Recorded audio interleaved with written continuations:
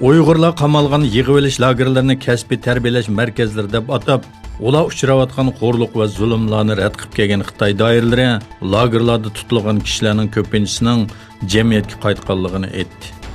Xalqaro kechirim tashkiloti Xitoyning bu bayonotini yolg'onga chiqardi. Xalqaro kechirim tashkilotining Sharq Osiyo va Sharqi Janubiy Osiyo mas'uli Nikolas Vagolin bu vaqtda to'xtalib mundaq dedi. Xitoy Şinjan'da Uyg'ur va boshqa etnik oqsoqlarning kollektiv qamab qo'yilishiga bo'lgan andishlarni pasaytish uchun isbotlash imkoniyati bo'lmagan yolg'on bayonotlarni bermoqda. Birlashgan Davlatlar Tashkiloti kishilik huquq tekshiruvchilarining, mustaqil kuzatchilarning va axborot xodimlarining rayonga erkin kirib chiqishiga darhol ruxsat qilinishi lozim. Xitoy Sharqi Turkistonda yig'ib olish lagerlariga qamalgan kishilarni Xitoy o'lkalaridagi turmalarga taqitish orqali yo'qotish va assimilyatsiya qilish bilan birga lagerlardagi tutqunlarga kollektiv holda o'lim jazosi berayotganligi o'ttirg'i chiqdi.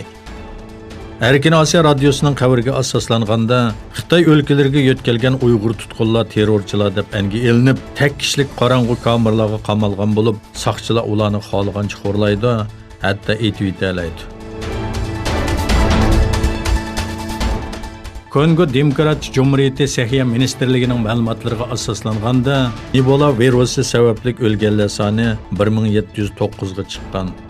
Shuning bilan birga Gomadagi davolash markazidan qochgan 7 kishini o'z ichiga olgan 15 kishi sharqiy qismidagi Janubiy Kivu viloyatida Ebola tahdidiga qarshi karantin qilindi. Buning bilan Ebola virusi tahdid bo'lmagan Janubiy Kivu viloyatidami tunji qitim yuqumlanish ahvoli o'ttirg'i chiqdi. Səhiyyə Ministerligining eng yangi uchurlariga asoslanganda Ebola virusida 1709 nafar kishi hayotidan ayrildi. Xitoy doiralari islomni xitoylashtirish siyosati doirasida Sharq Turkistondan keyin amdi tig' uchini poytaxti Bejindagi oz sonli musulmonlarga qaratdi. Doiralar Bejinda halol yemak sotadigan restoran, do'kon, qassob va ish o'rinlariga musulmonlarga aloqador belgilarni elib o'tish haqida buyruq tushirdi.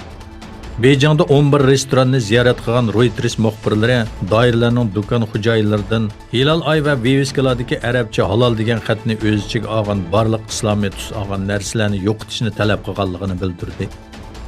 Bir qism organlardan kelgan hukumat xodimlarining musulmonlarning do'konlariga kelib belgi va yeziqlar elib tashlangancha saqlab turganligi ma'lum. F-35 turi doirasida Amerikada ta'lim olayotgan 40 nafar o'quvchi va xizmatchi xodim Amerikaning qaroridan keyin Turkiyaga qaytmoqda. Amerika Mudofaa Ministrligi Turkiyadan bu turdan chiqariluvchi ishlarining rasmiy boshlanganligini e'lon qilgan edi. Türkiye'nin Rusya'dan S-400 hava mudofaa sistemasi setib olishi va bu sistemaning Turkiyaga topshirilib berilishiga ergishib, Amerika va Rossiya orasidagi F-35 krizi keskinlashdi.